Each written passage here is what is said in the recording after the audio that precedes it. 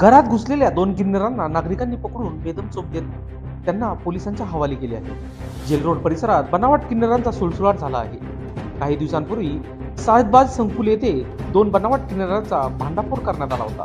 घरात घुसून जबरदस्तीने पैसे मागणे, विचित्र हावभाव करणे असा त्रास या किन्नराकडून होत असतो. शनिवारी पुन्हा असाच प्रकार घडला. 2 किन्नर सकाळी 10:30च्या सुमारास दसक येथील सिद्धेश्वर नगरमध्ये राहणारे अनुप दिलीप मोहोत यांच्या घरात घुसले. त्यावेळी घरात महिलाच होत्या. किन्नरांनी पैशाची मागणी केली. घरात किन्नर घुसल्याचे कळताच मोहोत घरी पोहोचले. त्यांनी या किन्नरांना पकडून घराबाहेर आणले.